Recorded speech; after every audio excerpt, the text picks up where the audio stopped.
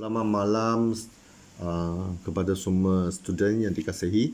So hari ini seperti mana dijanjikan, saya record video keempat untuk menerangkan perenggan ketiga. Okey, sebelum itu saya memberikan jawapan yang betul. Kita tengok ada student bagaimana masalah dia bila dia menjawab soalan dalam peperiksaan. Dan masalah ini kita boleh berkongsi lah, okey? Nanti student jangan mengulangi kesilapan-kesilapan inilah. Ini perenggan ketiga. Dalam satu kesalahan, perenggan ketiga mempunyai 4 markah, okey, 4M. So 4M mesti tulis baik-baik lah aplikasi dia. So macam mana kita nak tulis aplikasi, nanti saya ada contoh jawapan yang betul. Tapi sebelum itu kita tengok masalah ini dulu. So ini student, dia tidak mula dengan perkataan ini, ayat ini, berdasarkan senario di atas. Sentiasa mulakan dengan perkataan ini, okey? Jangan suka-suka menggunakan ayat sendiri, sebab you punya ayat sendiri itu nanti kelang kabut. Okey, you tidak faham apa sebenarnya apa you kamu tulis itu, apa ayat sebenar dia, apa ayat sebenar dia, apa maksud sebenar dia. So gunakan ini ayat sebagai ayat permulaan. Senang ah? Terus mah, berdasarkan senario di atas, Kong telah membuka cermin menyebabkan cermin dalam menumbuk cermin menyebabkan cermin pecah dan terkena muka Moy. Saya rasa bukan muka Moy kan, muka Lin. Moy ini adalah isteri kepada Kong. So ini salah fakta lah. Salah fakta, student yang salah fakta saya akan gagalkan dia. Okey? Tak menyebabkan muka Moy cedera akibat terkenakan serpihan cermin itu. Okey, daripada sini sampai sini okey, saya boleh bagi tutup mata, saya boleh bagi satu markah. Dan di sini oleh itu Moy salah fakta pula, telah dikatakan cedera di bawah seksyen 319. Jangan terus tulis ini benda. Okey, di sini perenggan kedua boleh sambung, you tuliskan tafsiran di bawah seksyen 319. Ini tengok student ini tak tulis KK pula. So siapa yang tak tulis KK itu, I potong satu markah. You tak tulis KK ini, apa benda you jawab ini, apa akta you jawab, saya langsung tak faham benda ini. Tulislah KK. Okey, di bawah sini tulis tafsiran cedera di bawah seksyen 319 KK, iaitu sesiapa mengalami kesakitan tubuh badan, okey, dikatakan sebagai cedera. Okey, lepas tulis itu tak perlu salin penuh macam ni, okey, tak perlu salin penuh ini. Gunakan ayat sini hanya memilih kesakitan saja. Sebab Lin cedera di muka, dia mengalami kesakitan. Kesakitan itu dikatakan sebagai cedera. So bila sudah habis tulis ini benda, so lepas tu ayat ketiga, perenggan ketiga mengatakan bahawa memandangkan cedera, Lin telah mengalami luka di muka dan Lin mengalami kesakitan. So kesakitan itu adalah memenuhi kesakitan di bawah seksyen 319 KK. So Lin boleh dikatakan mengalami kecederaan cedera. Okey, so ini cara kita jawab. Nanti ada jawapan dia, nanti saya bagi. Okey tak student? So ingatlah, jangan salah fakta. Lin, jangan salah fakta, tulis Moy. Nanti tak ada jawapan, nanti tak ada markah. Ini apa ini? Ini berdasarkan senario di atas, ini perenggan ketiga. Tindakan Kong telah mengeluarkan kata-kata ugutan jenayah. Kata-kata ugutan jenayah kepada Lin, iaitu ingin membunuh Lin dengan memenuhi apa ini? Bukan macam ini. Cara tulis yang salah. Berdasarkan senario di atas betul. Tindakan Kong telah mengeluarkan kata-kata, okey, lu jaga-jaga, nanti aku bunuh kau, kepada Lin. Lepas tu Lin terima kata-kata itu, rasa takut. So rasa nyawa dia diancam. So dia rasa Lin mengalami ketakutan. Dan Lin rasa ancam mengalami ketakutan itu adalah memenuhi elemen-elemen jenayah di bawah seksyen bukan ini, di bawah seksyen 503 itu definasi, bukan di sini, ini kesalahan. So akibat itu barulah Kong boleh dipersalahkan, boleh dituduh di bawah seksyen 506. Okey. Ini contoh kesilapan yang dilakukan oleh student. So you orang jangan buat macam ni lagi ya. Okey tak? So bagi jawapan tengok betul punya.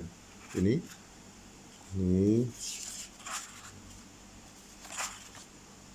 ini tengok.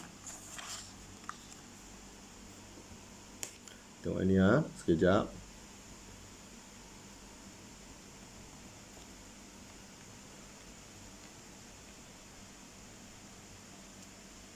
Ini 50 ini 503. 503 ini apa? Bila 503. Okay. So ini contoh jawapan yang betul bagi peringkat ketiga. Tengok macam mana saya tulis. Berdasarkan senario di atas, Kong datang berjumpa dengan Lin kerana tidak berpuas hati kerana Lin telah memecatkan isterinya Moy. Sebelum keluar dari pejabat, Kong telah bercakap kepada Lin, "Lu jaga-jaga, nanti aku bunuh kau." Akibat kata-kata Kong itu, Lin berasa takut kerana takut nyawanya diancam oleh Kong. Lalu buat laporan polis di Balai Polis Ulu yang Baru. Ini peringkat, ini adalah fakta. Tafsiran, sambung sekali. Tafsiran di bawah Seksyen 503 KK ialah barang siapa dengan niat hendak menyebabkan kegentaran kepada seseorang, maka itu adalah ugutan jenayah. So, petik salah satu elemennya iaitu kegentaran kepada seseorang. So, ini elemen dia. Saya memilih ini undang-undang. Lepas tu, peringkat ketiga, memandangkan Kong mengeluarkan kata-kata kepada Lin, "Lu jaga-jaga, nanti aku bunuh kau." Telah mendatangkan rasa takut. Lin rasa takut kepada Kong. Lin takut kenapa? Nyawanya akan diancam oleh Kong. Ini telah memenuhi elemen jenayah di bawah Seksyen 503 KK yang dikatakan sebagai ugutan jenayah. So you jawab macam ini. So ini adalah aplikasi. Aplikasi adalah ini. Memandangkan Kong ini. Ini aplikasi yang selalu saya menitip beratkan. Saya mau tengok benda ini. Ini adalah undang-undang. Okey, di sini sampai sini adalah undang-undang, tapi kamu mesti memilihlah mana satu elemen yang sesuai. Di sini sampai atas sampai sini ini adalah fakta. Okey, fakta pun tak perlu tulis banyak. Pilihkan fakta yang penting, tapi jangan shortcut. Terlalu shortcut tak guna. Ingat, ini peringkat 3 4M. Tapi mesti tulis banyak macam ni, baru saya boleh bagi 4M. Mesti ada satu peringkat ini, mesti ada tafsiran. Lepas tu mesti aplikasi ini 1, 2, 3 bagi 4M. Okey? Siapa yang tulis luar ayat, 3 ayat itu jangan harap saya bagi 4M. Mungkin 1M saya pun tak bagi. Okey?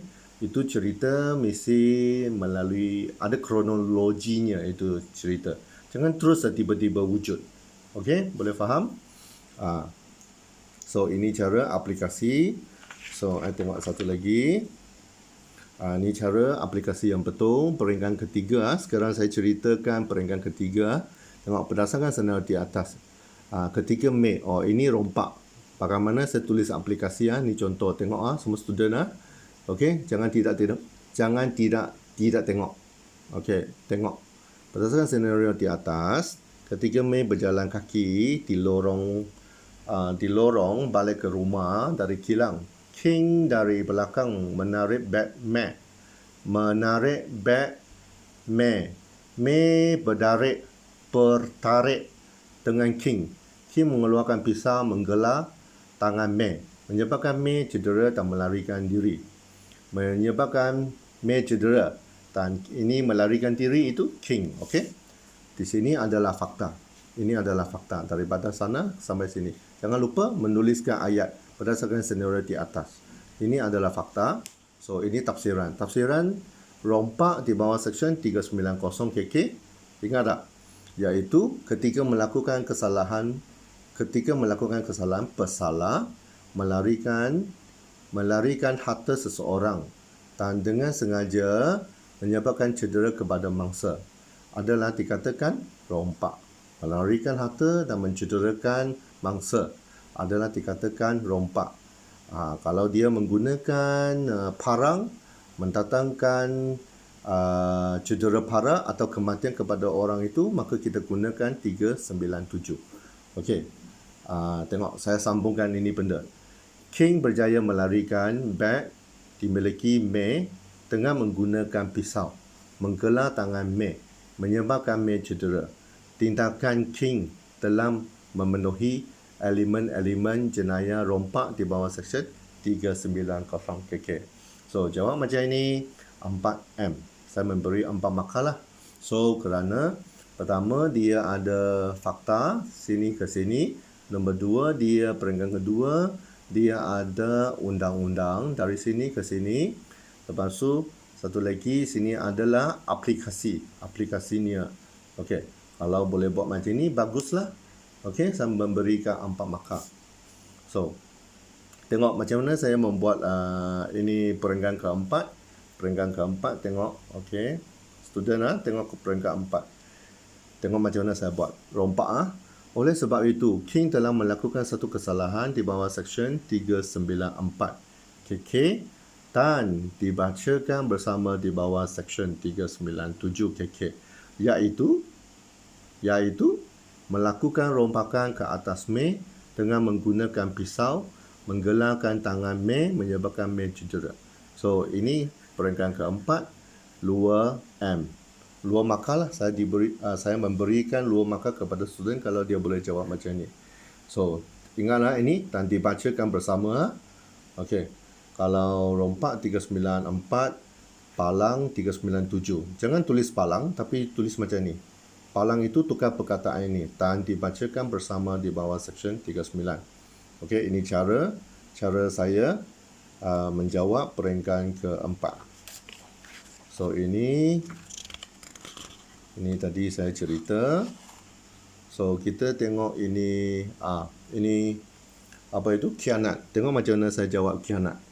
Okay, berdasarkan senario di atas, Kong datang berjumpa dengan Lin kerana tidak puas hati kerana Lin telah memecat isterinya Moy. Sebelum keluar dari pejabat Lin, Kong telah menumbuk cermin pintu pejabat Lin menyebabkan cermin pecah dan serpihan terkena kepada muka Lin. Muka Lin berdarah dan dihantar ke hospital membuat rawatan. Ini fakta. Ada benda yang saya tak masukkan. Kalau masih ingat lagi dalam soalan itu panjang. Okey. Tapi saya mengutip fakta yang ada relevan kepada kesalahan ini. So, pengutipan fakta pun penting untuk menuliskan fakta ini. Ini perenggan fakta, okey. Ini akan berikan satu markah. Lepas tu, sini tafsiran. Tafsiran di bawah Seksyen 425, khianat. 425, khianat definasi Tafsiran definasi. 42 definasi tau, bukan kesalahan. So, 425 ini, khianat telah mengatakan bahawa sesiapa dengan niat hentak menyebabkan kerugian kepada seseorang itu boleh dikatakan sebagai khianat. Ini adalah elemen dia. Menyebabkan kerugian kepada seseorang itu. Okey. So, ini adalah aplikasi dia. Memandangkan Kong telah memecahkan cermin pintu di pejabat Lin dan ini telah menyebabkan Lin mengalami kerugian. Kerugian Lin adalah memenuhi elemen jenayah di bawah Seksyen 425 KK yang boleh dikatakan sebagai khianat. Ini saja. Ini cara dia lah, begitu mudah lah. Okey, untuk mendapat 4M. Okey. So, apa dia punya perenggan 4? Kita tengok sikit perenggan 4. So, perenggan 4 saya jawab. Keputusan apa ini aplikasi? Keputusan tak perlu tulis ni. Terus masuk ke dalam perenggan 4. Okey. Oleh sebab itu, tindakan Kong telah melakukan satu kesalahan di bawah Seksyen 425 KK iaitu khianat, memecah cermin pintu di pejabat Lin dengan niat hendak menyebabkan Lin mengalami kerugian. Ini 2M. So, ini cara dia. Saya menulis jawapan yang betul tentang peringkat ketiga. Okey tak? Ini 319. 319 tadi sudah kan 319. Tadi okey, tengok sekali lagi. Berdasarkan senario di atas, Kong datang berjumpa dengan Lin. Okey, Kong datang berjumpa dengan Lin kerana tidak puas hati kerana Lin telah memecat isterinya Moy.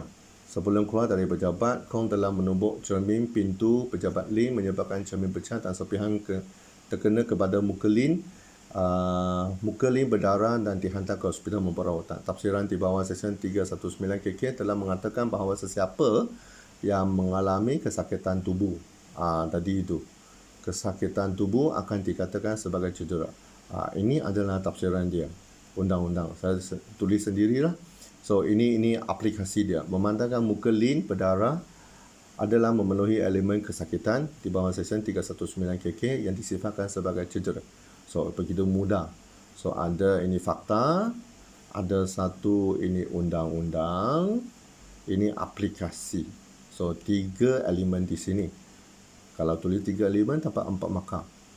So, apa peringkat? Kesimpulan dia, oleh sebab itu, tindakan Kong telah melakukan satu kesalahan di bawah Seksyen 323 KK, iaitu dengan sengaja. Ini gunakan ayat balik. Gunakan itu ayat dalam undang-undang dengan sengaja menyebabkan cedera. Cedera kepada siapa? Lin. Bukan pokok, bukan benda lain. Lin apabila terkena serpihan kaca yang pecah akibat tumbukan Kong ke atas cermin pintu pejabat Lin.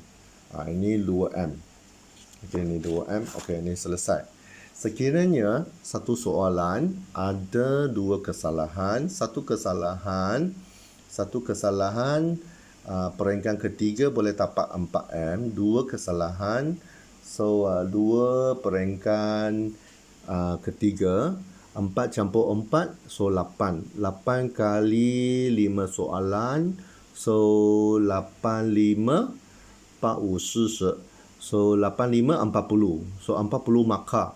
40 markah, kalau berjaya tulis ini 40 markah. So, semalam kita kira peringkat 1, peringkat 2, peringkat 1 20, peringkat 4 20, peringkat 2 tafsiran 20, 60, campur ini 4, peringkat 3 40 markah, so 100.